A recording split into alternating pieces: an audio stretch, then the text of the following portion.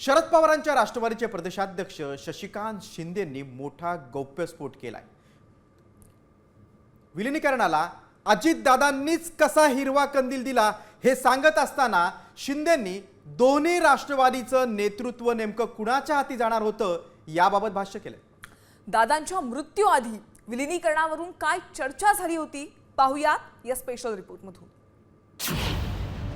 विलीनीकरणाच्या दाव्यांवरून राजकारण,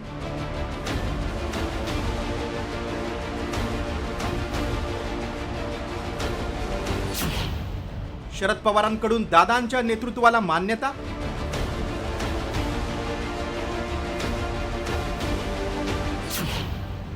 शशिकांत शिंदेंचा मोठा गौप्यस्फोट। गेल्या 1.5-2 वर्षांपासून काका पुतण्यामधील विसंवाद संपूर्ण महाराष्ट्राने पाहिला। 2 पक्ष, 2 चिन्ह आणि 2 वेगळ्या विचारधारांना पाठिंबा असं चित्र राज्यात उभं राहिलेलं असताना दादांच्या निधनानंतर शरद पवारांच्या राष्ट्रवादीचे प्रदेशाध्यक्ष शशिकांत शिंदेंनी मोठा गौप्यस्फोट केलाय। शरद पवारांच्या मान्यतेनुसार 12 फेब्रुवारीला दोन्ही पक्षाचं विलीनीकरण होणार असल्याचं विधान करत दादांनी वेगळा पक्ष का स्थापन केला याची कारणंही सांगितली। अदृश्य शक्तींच्या कारवाया, धमक्या, खोटं नाटं षडयंत्र रचून केलेल्या आरोपांमुळे अजितदादा राष्ट्रवादीतून बाहेर पडले। अजितदादांना वेगळा गट स्थापन करावा लागला, त्याची आपल्याला कल्पना आणि जाणीव आहे।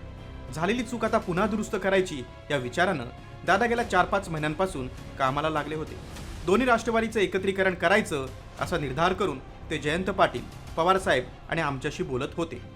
महापालिका, जिल्हा परिषदा, पंचायत समित्यांच्या निवडणुकीत त्यासाठीच त्यांनी जाणीवपूर्वक दोन्ही राष्ट्रवादी काँग्रेसची युती घडून आणली होती।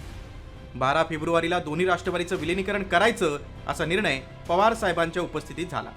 विलीनीकरणानंतर राष्ट्रवादीची धुरा अजितदादांकडे सोपवण्याचा निर्णयही साहेबांसह सर्व नेत्यांनी केला। कार्यकर्त्यांची तर तीच अपेक्षा होती, पण काळानं घाला घातला। दादांचे दोन्ही पक्ष एकत्र आणण्याचं स्वप्न अपुरं राहिलं। आता आपली सर्वांची जबाबदारी हे दोन्ही पक्ष एक करण्याची आहे। शशिकांत शिंदेंच्या दाव्याला अनिल देशमुखांनीही दुजोरा दिलाय। शशिकांत शिंदे हे दावा करतायत ते योग्य आहे, परंतु दुसरीकडनं मात्र सुनील तटकरे किंवा प्रफुल्ल पटेल हे सातत्यानं वारंवार भूमिका मांडतात की विलीनीकरणाच्या संदर्भात कोणतीच चर्चा ही झालेली नव्हती।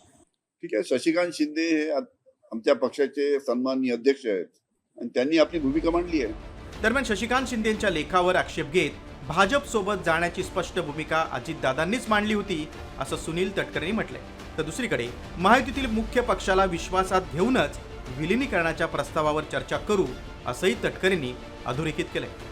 अदृश्य शक्तीच्या कारवाया, धमक्या व खोट्यानाट्या षडयंत्र करून केलेल्या आरोपामुळे अजितदादांना राष्ट्रवादीतून बाहेर पडून वेगळा गट स्थापन करावा लागणार होता याची आपल्याला कल्पना व जाणीव आहे।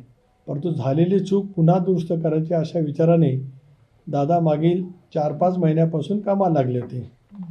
याला माझं खूप ऑब्जेक्शन या ठिकाणी आहे, माझा आक्षेप आहे।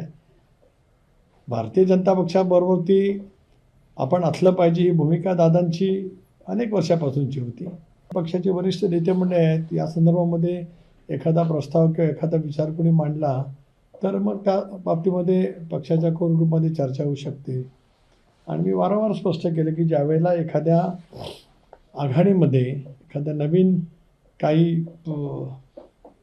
वेगळे पक्ष ज्यावेळेला सोबत येत असतात त्याला मुख्य पक्षाला त्या संदर्भामध्ये विश्वासात घ्यावं लागतं, त्यांच्या जो चर्चा त्या ठिकाणी करावी लागत असते।